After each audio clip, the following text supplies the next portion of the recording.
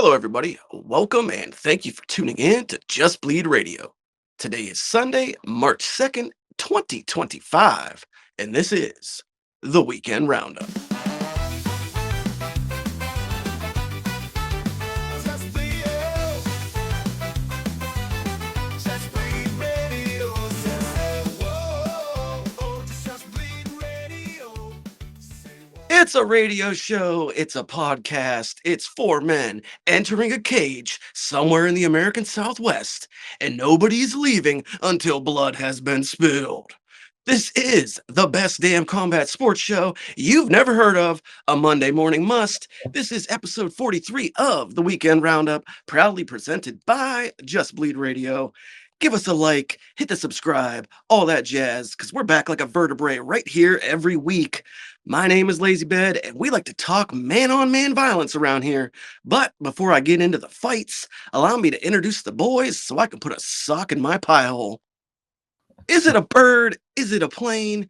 Is it Liz Carmouche or Uriah Faber? No, but this is our California kid, live from the West Coast, Best Coast, on a fine Sunday afternoon. How are we doing, Mr. No Special?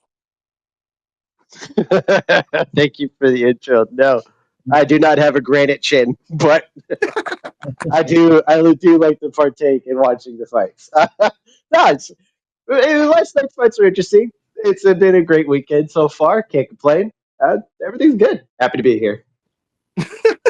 Right on, right on. Well, we also got a resident mouse in the house, but you're not catching this fella with cheese in a trap. No, no, no. You're better off luring him in with a little Dakota ditch of a discussion. Danger Mouse, my English brother. How we feeling? Very good, thank you. It's been very nice here. The weather's looking up. Spring seems to be on the horizon. So yeah, everything's happy. Maybe not the card, but we'll get to that later, no doubt. But yeah, pretty happy. Spring has sprung. All right. Well, and of course, we ain't a podcast without our editor in chief and his production posse, the highly medicated brains behind our lack of brawn, as featured on programs such as Campbell's Rambles. It's Stephen, Dave, and Chatri. Now then, greetings out of the way. Let's get into some meaty men slapping meat. We'll start with the lone preliminary matchup that will absolutely, positively, totally be covering. The only scrap with JBR fantasy points on the line. It was the third round pick of Team Danger Mouse, Mr. Energy himself, Charles Johnson, taking on a surging Uzbek prospect, Ramazan Tamirov. Johnson, who was coming off of a red-hot 2024, was looking to keep the momentum going here and rack up some points for DM. Unfortunately, the two of them ran into a little cinder block. I'll admit I wasn't the most familiar with his game, but I found this to be a pretty fun fight. Tamirov gives me major flyweight Michael Chandler vibes, physically and stylistically, a little brick shithouse. Powerful fucking guy, though. Let's go to you first here, Danger Mouse. You're 5 points richer on the fantasy leaderboard. Any thoughts on the performance of Charles Johnson here? Do you wish he'd turn it on a bit sooner? Yeah, for that part, yeah, definitely. Just put down, my draft pick got me 5 points. Yeah, I did almost pick against him because I could justify that on the case of I'm picking against him on a card. Rather than just the fact that I picked him in the draft, because to be fair, I picked him in the draft so that he'd fight a lot, just because he did last year. And I think this fight has actually knocked him out of the top 15, which is good, because it means he shouldn't have a problem getting another couple of fights in this year. And hopefully he'll get a win in one of those, maybe a good finish. It was a very nice performance by Temirov. Couldn't fault the decision, really. There might be some argument that you could maybe have given Johnson, I don't know, one of the rounds that he wasn't given, but no arguments. It was a fight that when I started watching the show live, I dropped in and I think I was halfway into the second round, so I didn't really get a full picture of what had happened until I rewatched it today. Yeah, no arguments. Yeah. 5 points. Just like Dave, 5 points is 5 points. I'll take them. Yeah, that's the best part about our little draft system here in the scoring way we Yeah. have it set up is at least you get the 5 points for competing. Yeah. You don't walk away empty-handed. No. And that is a good point. As silver linings. If you do fall out of the rankings now, which is likely, you should at least be able to stay active. Fighting unranked guys and finding success. So might be a positive. All right. Well, Austin, what do you got for us on this matchup here? That's now 11 in a row for the Uzbek, who likely gets a ranking next to his name come Tuesday morning. What do you think? I First off, I feel like this has been a pattern for Charles Johnson, just not being able to start hot or just struggling at the end of a fight to either A, look for a finish, or B, he has to put on the pressure because he's finding himself down on the cards or believes he is. Like, that's like, that shouldn't be the thing you're constantly worried about unless you don't have confidence in your game.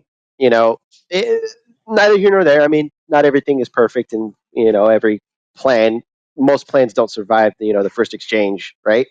It's how you continue to push the pace or adjust to your opponent and whatnot. And credit to the Uzbekistani.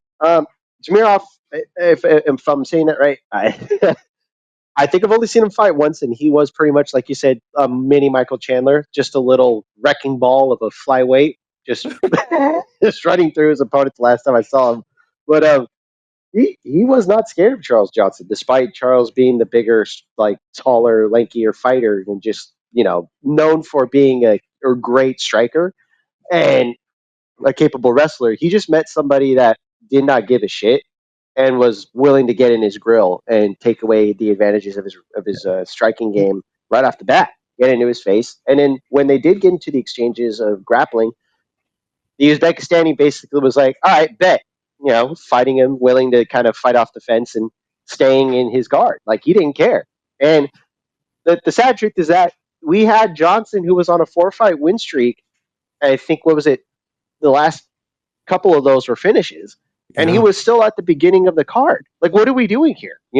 I that could have been a co-main event. That could have been on the feature fight of the main card. Yeah. This is supposed to be somebody who's going to be jumping up. He was in the rankings for fuck's Yeah. sake. So, It, you know, it is uh, it's very peculiar, like why you slot this into the opening bout of the night with a ranked guy against somebody on a streak, like we just mentioned. It seems a bit strange. Maybe they were forecasting this as being like a really fun fight to open the night up. I don't Yeah, know. possibly. First time Timoril's gone the distance, isn't it? That fight. I believe so. Yeah, yeah. I, I I know that believe this so. was Yeah. he hadn't been out of the first round in like his last 4 or 5 fights, I believe. So a lot of people were suspect on his cardio. So yeah, that's probably true. Should just quickly say that you completely took me by surprise there, Lazy. I did not expect to discuss that fight first. Well, you know how this is how we do it around here. We don't tell each other the scripts coming in, so we get actual live reactions, and this is live to tape, fellas. This is real life. The lie detector test determined that was a lie.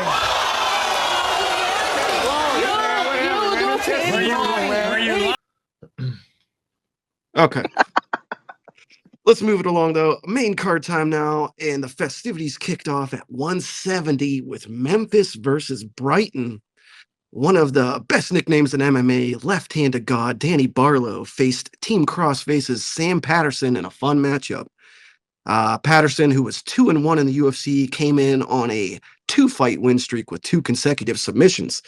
Barlow walked into this fight undefeated at 2-0 in the UFC, but not without some hiccups, having missed weight for his last bout and barely winning a split decision against Nikolai Varetnikov, aka the guy who got pummeled by Mr. Van Zant just last week. So I had my holdbacks on Mr. Danny Barlow coming into this. Anyway, I tell you now, while I was on Patterson as a live dog in this one, I did not see a TKO finish coming.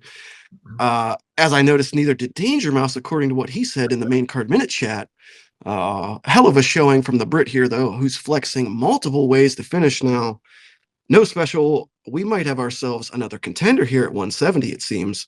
What do you think of this fight and their performances? Well, I I was wrong. I I thought the hand of God was there, but it turns out the hand of God was on the side of Britain this time. Damn it.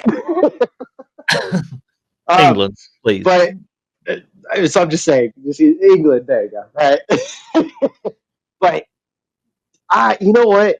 Barlow kind of thought he was going to take this fight handily, and I don't believe he respected his opponent's abilities. And you can tell because he literally was going out there just nonchalantly throwing hands and then would get countered and then act like, oh, that was good. And it just continue to go. Like, caution was not there. The ability to understand that your opponent can still hurt you when you're coming in because your hands are down and you're trying to style on the guy. This is what happens when you face somebody who's adjusted and is now capable of giving you a tough fight. Because if I'm not mistaken, Sam Patterson started as a lightweight in the UFC and now has Yep. rebounded as a welterweight, and he Yep. looked like it because you could see Barlow landing heavy and stunning him, Sam Patterson, and Patterson recognizing it and having to change up his striking a little bit. And Barlow legitimately put himself in a bad position by walking in hands down, thinking he can kind of one shot a guy who he thought he was already beating up. And this is what happens in the fight game. It's not over until it's over. And you cannot disrespect your opponent because things like this happen. It, you have to understand that when you are no longer in the regional scene, it doesn't matter. Your opponents don't crumble the same way. Now both of your checks are on the line. Now different means I want to get another win streak so I could get closer to a title. I want to face the top 10. I want to face the top 5. I want a title shot. That comes into play the better the opponents get. And right now, Sam Patterson seems to be a guy who's found himself out of the bottom of the welterweight division and starting to climb up that little ladder. And Barlow just found himself back at the bottom, unfortunately. And it comes into play in this division because, again, another prospect losing sucks, but it is what it is. And a guy who's rebounded, Sam Patterson, I'm excited to see how he fights next or who he fights. That's what we want. It was an interesting fight. Barlow came in there disrespectful and not disrespecting his opponent per se, but he just didn't believe his opponent had any ability to win, and Sam Patterson told him what for. I like that. Yeah, that's pretty fair.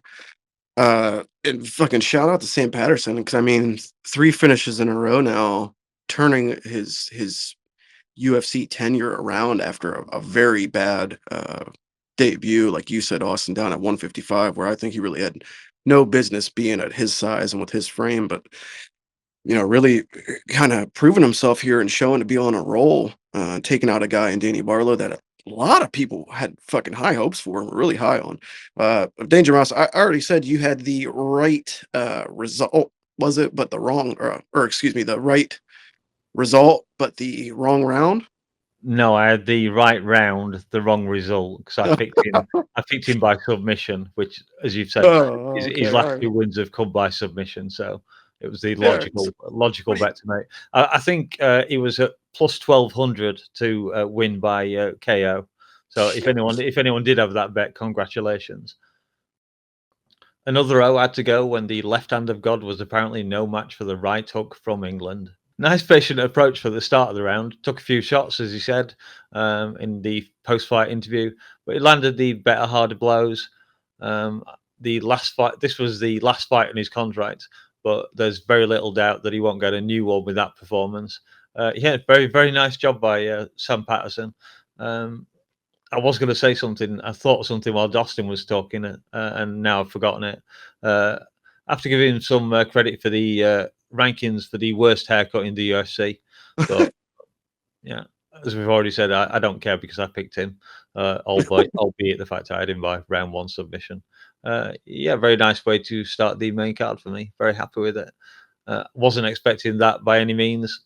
Really tough young guy, someone to look forward to. And bad luck for Barlow, yeah. And it's just becoming pretty standard this year now. Those O's are no longer so solid anymore. They're more Easter egg like. mm. and in this case, it was a right hook that cracked that Easter egg. So yeah. Sure was. Danny Barlow, man, he didn't know what the fuck hit him. You could just see it in his face, like, what happened? The funniest part of the whole thing was his Oh, sorry, corner. that was it. I think you're about to do it now. Where it was someone shouting. I think it was Connor shouting, "He's scared of you. He's scared of you." Yeah, Yeah, yeah, yeah, yeah. yeah. That's what had come to me while Austin was talking. Somebody from the Barlow corner just said he's scared out of his mind, Danny. Fucking yeah, Danny Barlow's corner shouting out directly before the he gets fucking TKO finish. He's scared. Yeah, didn't turn out to be the case. Nope. All right, well, from welterweight we move to a division currently without a champion. At 145, it was French Jaguar William Gomis hooking up with Bay Area Hurricane Hyder Emil. Now, we hadn't seen Gomis since he won a close split back at UFC Paris last September. Hurricane Hyder had been away a bit longer, having last delivered a blistering TKO finish this past July. Turns out being a Jag isn't the best base for surviving a tropical storm. In a somewhat controversial, or at least very split decision, Hyder Emil leaves the Apex still undefeated. The pace and pressure from Hyder are really something to behold. EPO levels of cardio. Hey, speaking of EPO, maybe Hyder Emil versus Chepe next. That could be something. Anyways, DM, pretty fun fight here for what it was worth. I enjoyed this one. What was your takeaway from this scrap? Were you happy to see a Frenchman take the L? Me. No, I didn't have any real dog in this race. I don't think. I just picked Gomis. I don't know why I picked against the O or didn't pick against the O in this case. Yeah, decent enough back and forth scrap. I gave Gomis the first round. He cut Emil's face in the first round. And then after that, it was Emil who seemed to apply the most forward pressure. And that, I guess, was just enough to get him the split decision win. And no real arguments. I would have quite happily seen it go to Gomis. But I can't really say that he was robbed or anything. So yeah, the Frenchman lost. But I wasn't particularly like I said, I picked him, so I can't say I was going against him. Yeah, I think I picked him. I think I picked Gomis anyway. No, I did. So, I really waffled on this one coming in. I waffle moused it. I was on Hyder all week until fight day. I listened to somebody say something, and I started thinking, well, maybe he can, kind of skirt around the outside and stick and move, and Hyder's just going to be coming in swinging like a madman, and it swayed me at the last minute. But this fight really ended up playing out how I thought it would. I thought that Hyder was just going to be too much, too often, and too in the face of Gomi, and that's kind of how it ended up turning out. But Austin, our California representative, give some love to your fellow West Coaster, Hyder Emil. Yeah, I mean, thank God he pulled it out of the bag because he he was getting lit up a little bit. I mean, like he said, he pulled out the playbook how to beat a kickboxer, and you take away his range and you just stick to him like flies on shit. I mean, he he legitimately just did not give him room. And anytime the Frenchman found room, he didn't hold out or hold back on his striking. He tried. He tried, and he lit up Hyder a little bit here and there. And the the more you saw that, the more it got easier for Emil to just grind on him, like the old school wrestling style was, where you just kind of hang on a guy, make him work harder, throw punches when you can, throw a knee, look for takedowns and trips and stuff like that, elbows in the clinch, and just hang on him, make him work out of it. He did all the things you're supposed to do when you're limited because your opponent is a better striker. He pretty much put as much pressure as one could on a high level competitor such as Gomes. But I thought the fight was pretty close, and I I honestly could have seen it going either way. I think I'm not mad at the decision. I think the right guy won. I mean, despite there being a cut on Hyder, I thought the damage was pretty fair on both sides, and I mean, I picked Hyder, I believe, off of whim, like you said. I I was having trouble picking in my own picks because I was like, damn, I don't know. Is the kickboxer going to get the points here, or is Emil just going to grind him up into dust in the first 2 rounds? Like it played out pretty tough, and thankfully I had picked Emil to win, and I mean I don't think anybody got a lot of picks right this week, but hey, I think I think the right guy won, and I think Hyder keeps his O for the next couple of contests because this division is just full of killers, and not a lot of them know how to handle pressure. Yeah, it's kind of crazy because I mean, dude's 34 years old, but like his best weapon seems to be cardio and nonstop forward pressure. I mean, it's just incredible the way he puts these guys on their back foot. Even as somebody like a Gomi, who's supposed to be, a pretty superb striker and should have been able to circle out and do whatever it took to alter the trajectory of this fight, but that just was not the case. And shout out, last thing I want to say, shout out to the Scrap Pack, man, and Gilbert Melendez, their little gym they got out there. They don't really have a lot of like names that you hear about frequently as far as prospects, but you got a 34-year-old prospect right here, guys. Let's see what this dude can do going forward. He needs to stay active. All right. Well, how about a little bit of lightweight action now? And it's another fun one. Kelvin Gastelum's monozygotic twin brother, Nasrat Hakparast, tangled with Argentinian assassin and one half of 2024's Fight of the Year, Esteban El Gringo Ribovics. Hakparast, believe it or not, guys, would make the walk for this his 14th UFC fight. For Ribovics, this would be his 5th appearance in the promotion. Both men were riding the momentum of multiple fight win streaks, so this was sure to be a war, and they did not disappoint. Heavy blows coming from both sides, but at the final horn, it would be Nasrat Hakparast seeing his hand raised. I wouldn't exactly call it the most controversial decision, like I've said about another fight earlier, but it was one I definitely had going the other way in this case. Personally, had it round 1 Nasrat, rounds 2 and 3 Esteban, but that's just me. Uh, so no special.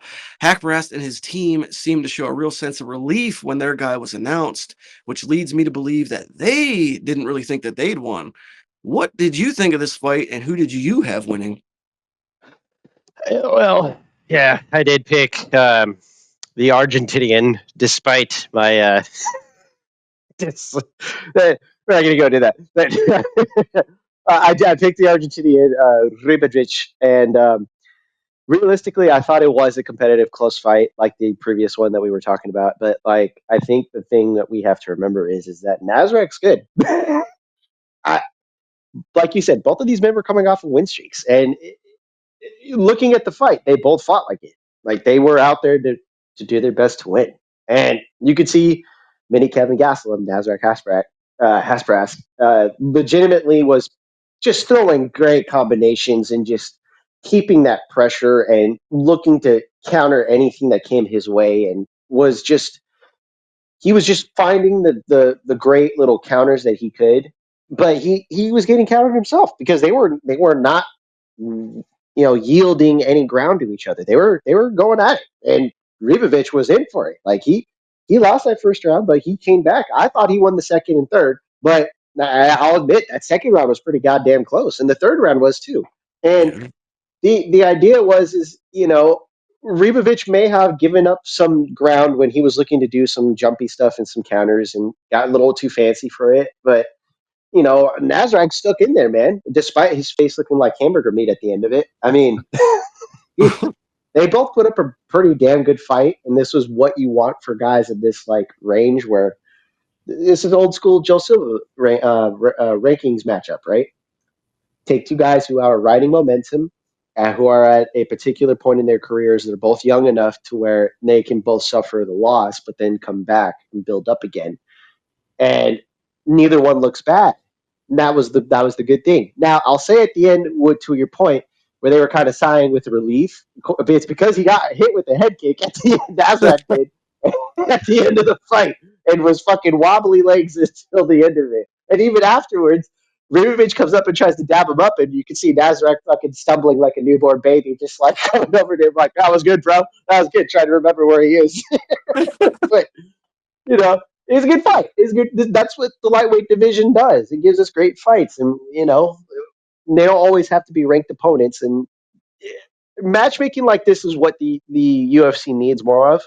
You need more guys on momentum streaks willing to fight each other to be eventually a ranked guy. Mazarek may find himself in the rankings in the next one or two fights, hopefully, but we'll see. And for Rivovic, this is again, it's not a bad thing that he lost. It was a close fight, competitive fight. Uh, it, it should only serve to help him, considering that he was in like the fight of the year last year. So we'll see. Yeah, and he definitely did have him on fucking spaghetti legs there at the end of that third round. That was it was damn near. If he just had fucking 10, 15 more seconds, that fight might have been done for him. But shout out to Hackbrast for the toughness though, because that eyeball, dude, that eyeball was sickening. Yeah, it's messy. Absolutely just sickening. Fucking looked like he had a grapefruit in his eye. All right, Danger Mouse. Certainly, we can all agree that it was a fun fight, even if we don't agree on the result. So, same question to you: how did you score this fight, and would you like to say something snarky about Argentina? Well, no, I picked Argentina. See, I see no flags when I pick my fighters, apart from the England one occasionally.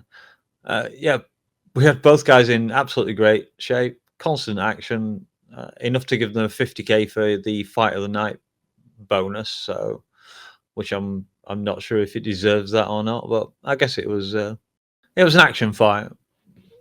Is the best I can say for it. I just can't be. I couldn't get that enthusiastic about it. It's split decision. So we had Nasrat started off from the beginning looking like he was causing a lot of problems with his boxing, and then Ribovic was just doing too much headhunting. The commentary team picked up on it.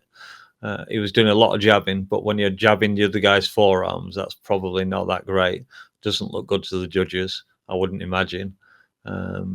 I too thought that Rivovic won it on the damage. Like you said, his face looked like hamburger meat. So yeah, I remember watching it live, and I thought Rivovic should have got it then.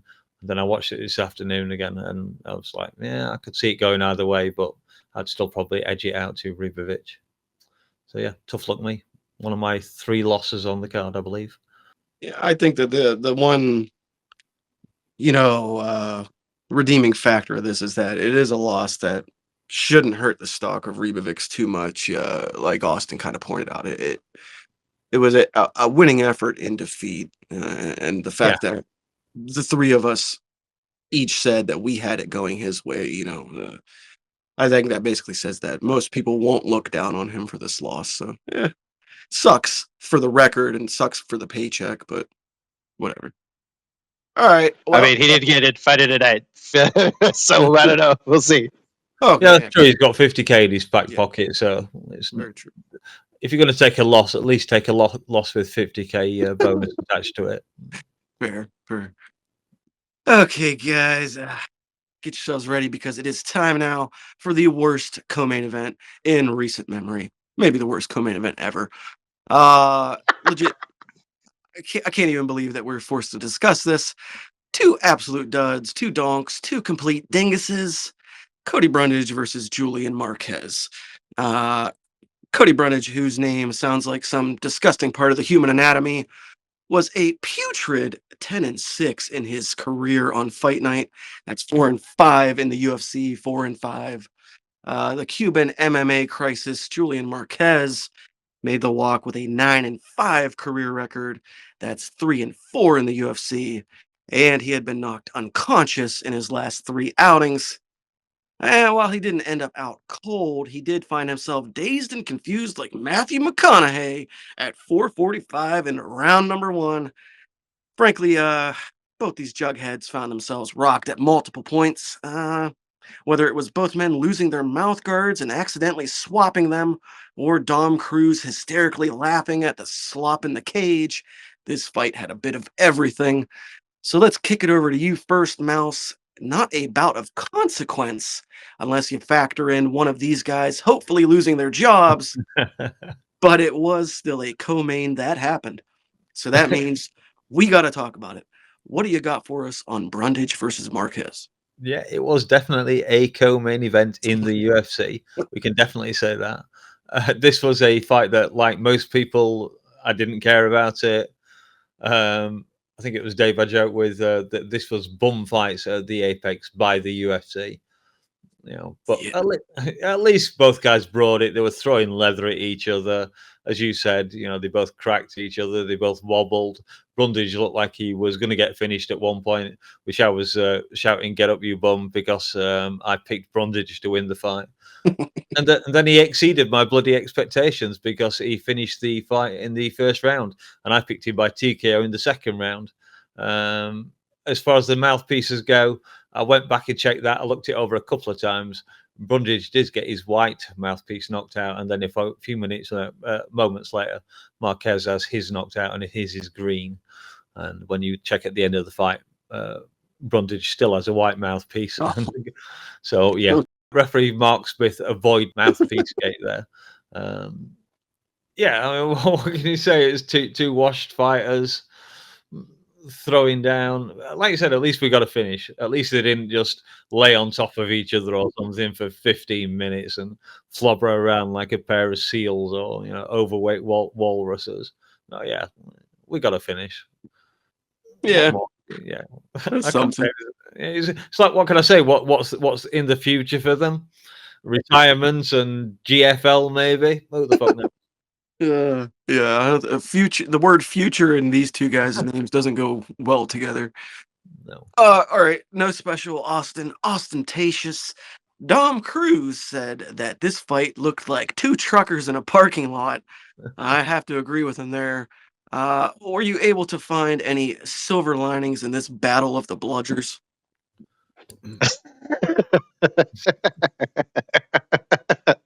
I, I, I, my guilty pleasure is just watching just sloppy shit happen and just hoping to God someone gets knocked out while it happens. And this was that.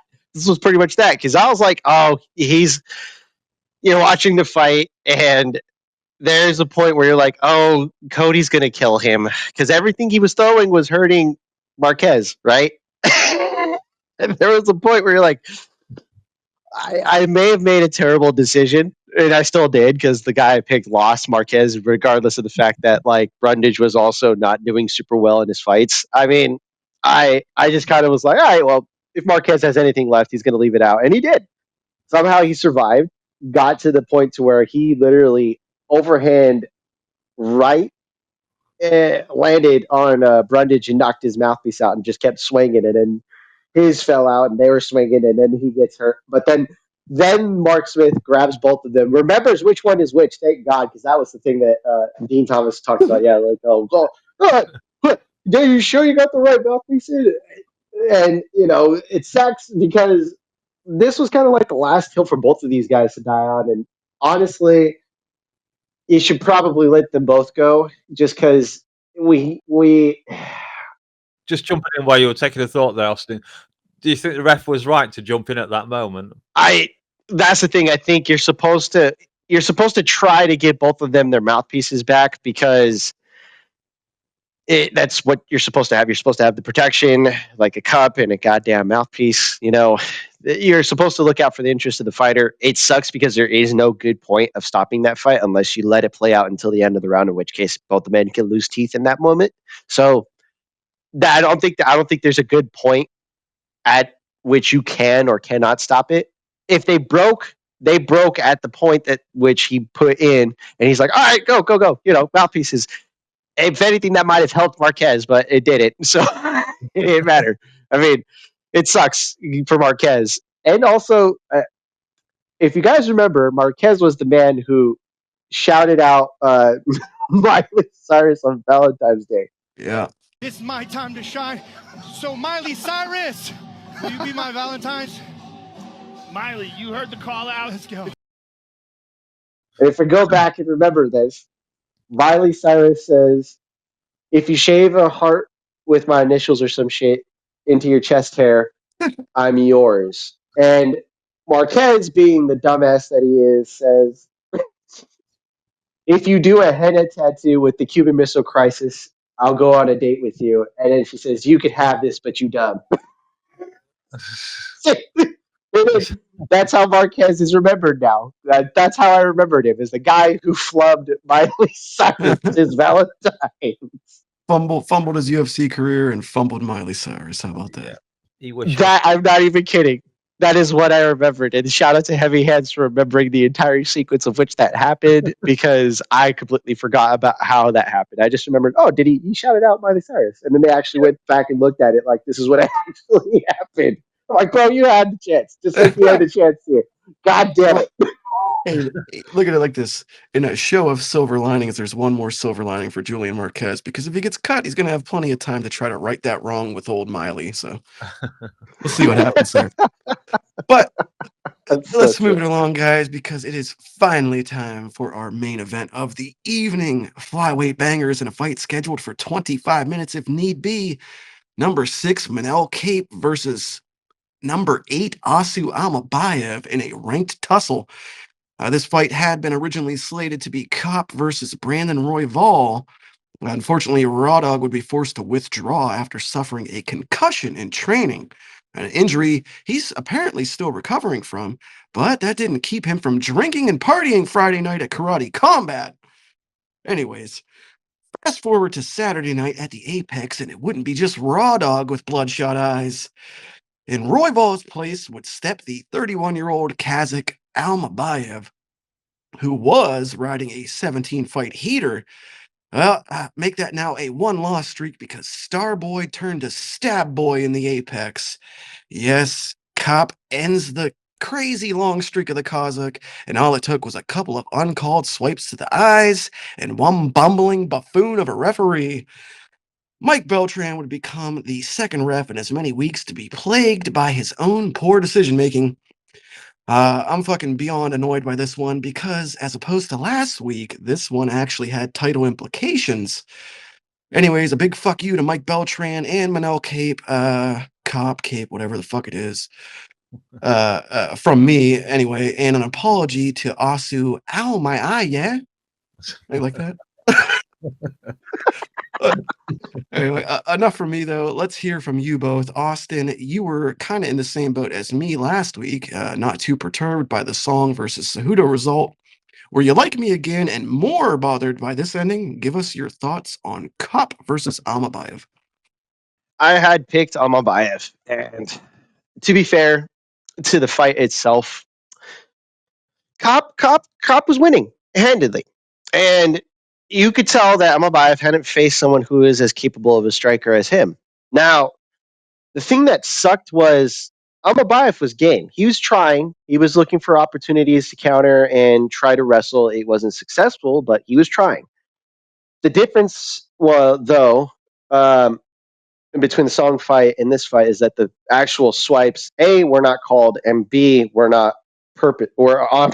I feel like they were purposeful, but you know, we'll never know. But you could tell that Cop in combination would throw, and then you would see Amabayev react to a specific one, and it wasn't that he was, you know, afraid so much of getting knocked out, but like there was points of which he was like, actually, oh, what the hell, I'm trying to stop the eye poke or gouge from happening, and he's trying to call timeout. The problem is that a fighter cannot call timeout, the ref has to call it, and if the ref can't unfortunately call it, he can't, he's not going to finish it, because he does the thing, doesn't even bother. I think the first time it happens, he is told that it's a punch, which is lucky for Cop, because had they looked back, it was. And then sure enough, the actual credit to John Anik and Dominic Cruz, they both looked, and they both looked at the second one, I believed, and they both said, "Oh, that should be a point, because it's." Mhm. He does it again in the third time, and you can tell it's starting to get to Almabayev, because he's like, "Dude, what the fuck? Like, what am I supposed to do? This guy's actually better striking than me, and he's still raking me in the eye."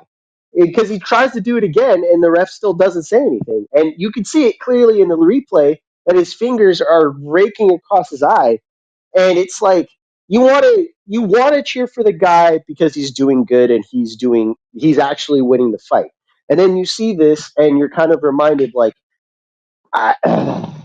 man, I don't need a reason to not like you in order for me to want to watch you. I don't need a reason, and you're giving me one. And despite him also having dumb shit to say at the press conferences and whatnot, I it was like you were winning regardless. He didn't need to do the eye rakes. He didn't need to foul, and he was like actually doing great in the counter wrestling, and he was doing great as a kickboxer. He was literally landing flying knees and shit. Like he was doing all the right stuff. And for some reason, he's like, you know what? I'm going to just add a tad bit of controversy to this because fuck it. Why not? Apparently, they're not going to call it. And I hate that concept because we're supposed to be watching guys who are being paid as experts in this sport because this is what they do for a living. They're supposed to know the stuff. And I don't know about you, but I hate that shit. It ruins the watchability for me. And despite what might heck in MMA fighting, they think that cheating is what you're supposed to do, and what some other members of the MMA community may also agree with. This is supposed to be a fucking sport.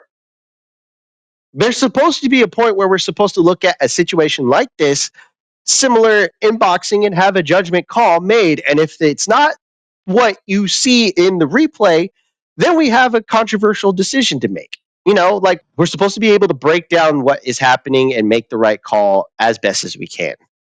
Sometimes that doesn't always happen. But when it's something like this, where a guy is deliberately the better fighter winning fairly and still chooses to cheat and the ref doesn't call it, what is the fucking point of having goddamn replay?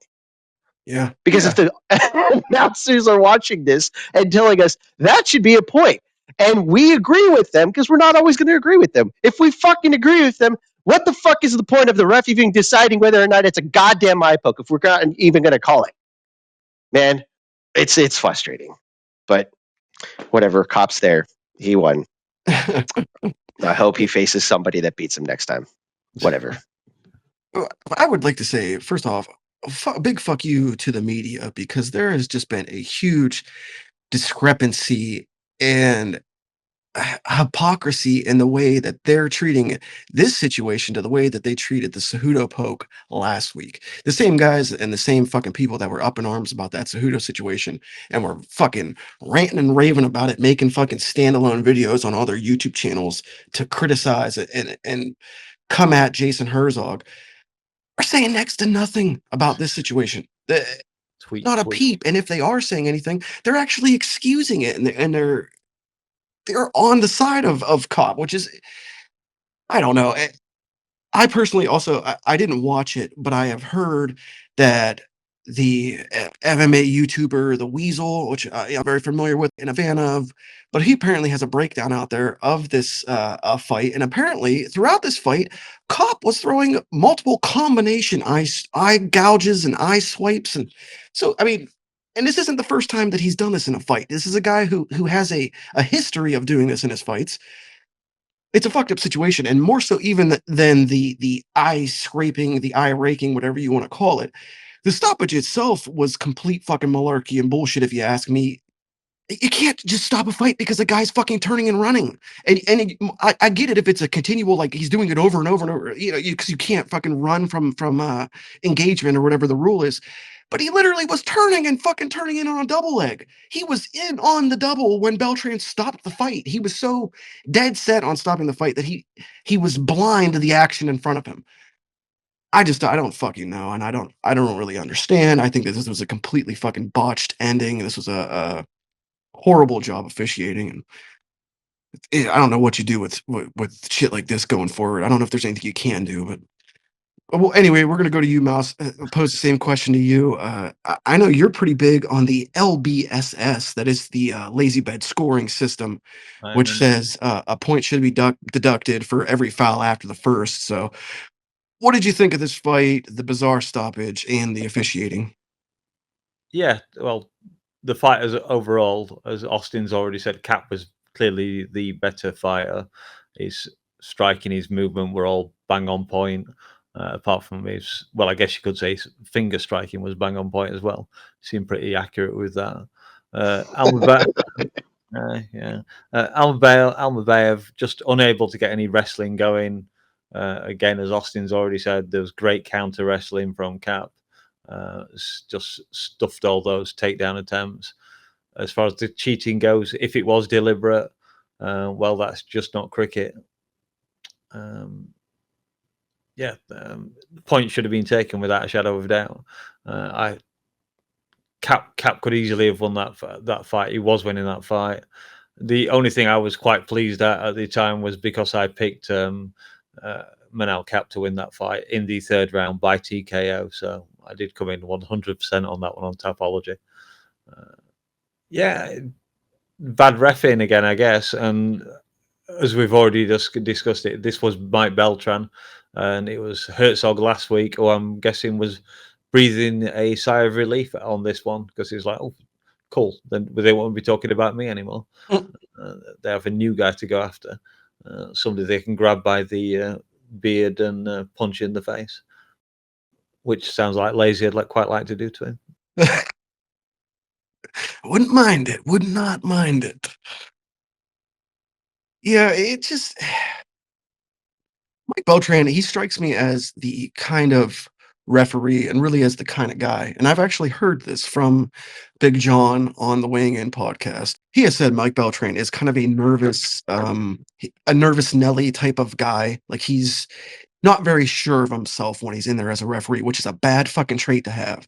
And Big John has said that he's come to him after several events and instances of him maybe having some fishy officiating go down, and basically told Big John that he's gotten caught up in the moment, and his nerves have gotten the better of him, and he makes pin trigger fucking decisions, and you can't fucking do that in this sport. And I don't know. I don't fucking know. I think yes, Kape was winning, and he was winning handedly, but this was bumbled judgment calls on behalf of the referee and a terrible stoppage. What was Almabayev going to come back and win this fight? Probably not. No, it was probably just going to go 2 more rounds of the same shit. But I think he should have been afforded that right. Yeah, agreed. Fucking bullshit.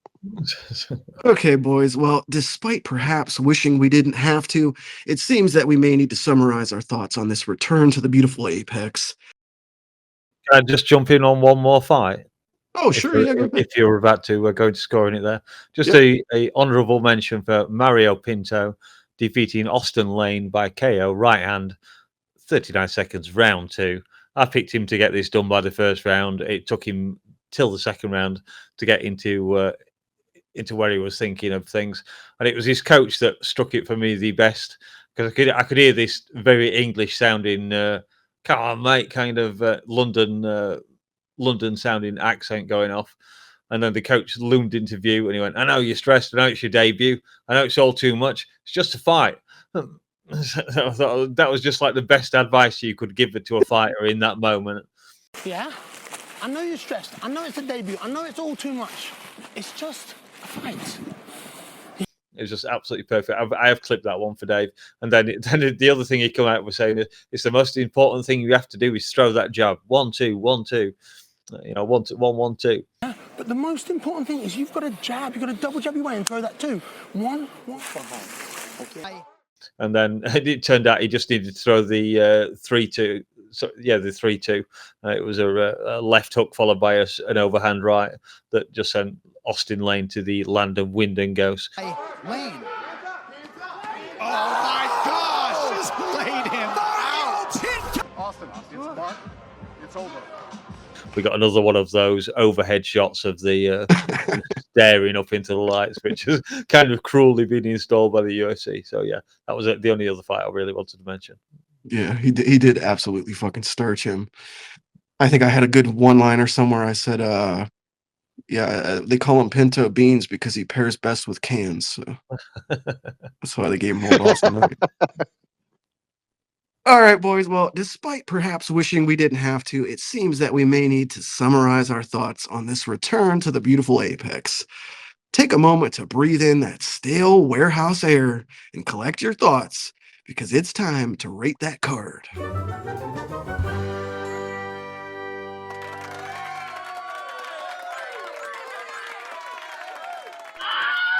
Austin, You are our eternal optimist, JBR's Prince of Positivity, our very own AK Lee, as the resident ray of sunshine around here. Find a way to spin this positively and give us your rating on UFC Fight Night Kape versus Almabayev. Damn. Okay. I'm gonna try. I'm gonna try, Lazy. I'm gonna try. um, you know what? Because we did get a couple of things, and honestly, most of it wasn't even during the fights. It was the send off for Dominic Cruz, which I love him, hate him, indifferent to him, hate his commentary, love his fights, or love the fucking analytical trash talk that he did back in the day when he just dismantled TJ Dillashaw in front of all of us. I mean, the man was fun. And despite him also being a vindictive enemy of one no nonsense Keith Peterson, who seems to be all the nonsense these days. He's all the Ozempic, at the very least. Yeah, the truth of the matter is that we have an event in the Apex is not out of the ordinary, but this one was a little bit different. And if I'm going to be honest, we also have the what was it, the desk too, with the whole little mouth guard gate, which thankfully wasn't a gate, but it was funny nonetheless. I think that was hilarious. It all got soured by the main event, more or less, and that's the thing I kind of hated the most. But honestly, I'd say this card was like a 7. The highest it could have gone was a 7, and I think everything that surrounded it, the 2-man booth still being successful, despite some of the questionable situations that we had in the card was fine. It was fine. The card was fine, and I think that's the best you can offer with the Apex in its current state. The only thing you'd wish it was maybe a little bit more fanfare, but that's it. You can't really ask for much more than what the Apex is willing to give us. Well, you know what? I'm glad that you did exactly what I was asking for, and you were a little bit optimistic there. Brought up the Dom Cruz thing, which I had forgot to mention. Very fitting to give Dom Cruz his Hall of Fame send off in a warehouse for a guy that left the best of himself in the gym. Oh dear. But yeah, let me go ahead and slide in here between the two of you, just like the UFC likes to slide these shitty cards into our fight calendar. Here's the deal. I'm not going to be optimistic like Austin was. This card sucked dick. It sucked dick.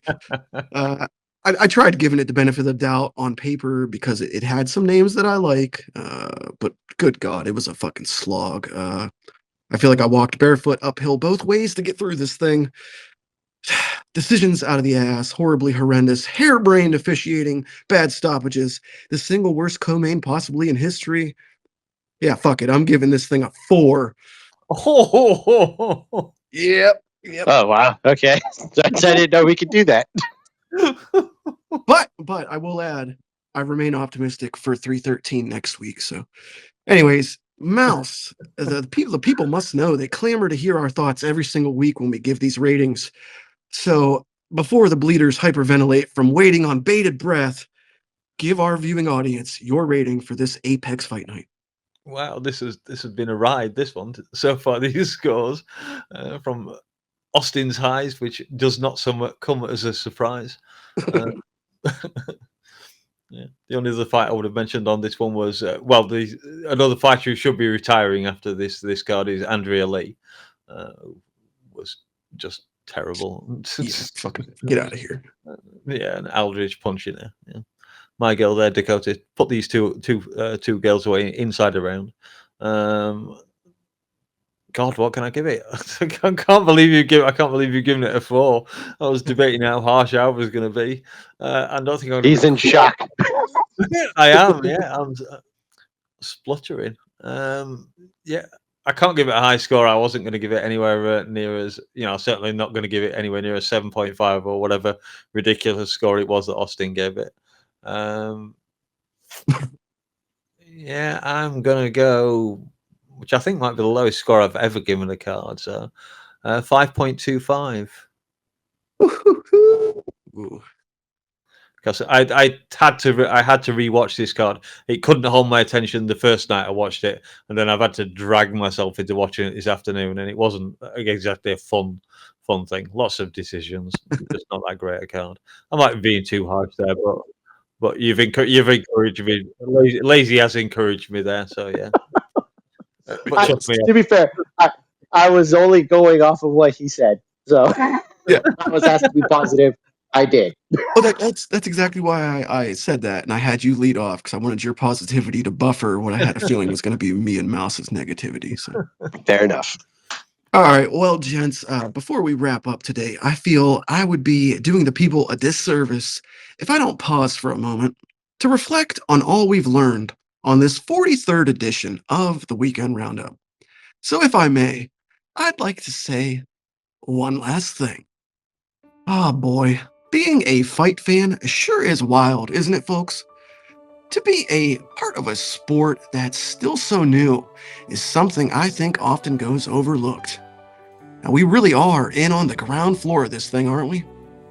And for as much as it feels like business as usual sometimes, MMA is still changing and evolving every day. I know it can grow monotonous.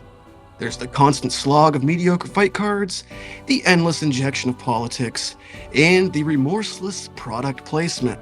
The force feeding of buffet level cuisine can be nauseating at times. But I'm also reminded of the once in a lifetime moments we're afforded, the triumphs of the human spirit we get to witness, and the sheer entertainment provided to us by this crazy game that we all love. Now, for every moment that leaves us shaking our heads, there's two more that can either inspire or tug at the heartstrings. So the next time you're feeling a bit hopeless in your MMA fandom, or perhaps feeling like maybe the sport is headed in a direction you're not sure you support, remember that this thing we call mixed martial arts is still in its infancy, and the state we see it in today is not guaranteed to be the state we find it in tomorrow. Stay hopeful, stay optimistic, and remember those magic moments that got you out of your seat and shouting "Just bleed" at your TV. That's all for this edition of One Last Thing. I heard Buffy. I was thinking of Michelle Trachtenberg there to completely shatter the mood. I would like to give Brian Campbell a shout out for doing a great job on the PBC card of Tank Davis versus Lamont Roach. He did a great job calling fights and in cage interviews and all kinds of good stuff. So great job, BC. And also a quick shout out to the plethora of fighters that all randomly received their black belts last night for one reason or another after winning. All right, well, my bloody brethren, I do believe that the hands on the clock say that our time together has almost come to an end. But before we part, I'd like to remind you that we're back here every single Monday, bright and early, right before morning combat. So if you enjoy the show, please do subscribe to the channel, like the video, comment, etc. It's UFC 313 next week, and pay-per-view roundups are always a good time. So be sure to join us right back here. With that, I'm going to get us the fuck on out of here. Until next time, for No Special, Dave, Chatri, Steven, and DangerMouse, I'm LazyBed. And this has been the Weekend Roundup. Peace. I need a drink. Let's get the fuck out of here. Bang, I'm gonna finger bang, bang you into my lap. Back in 2 seconds. I think I drowned him out with my spiel. So yeah, referee Mark Smith avoids mouthpiece gate there.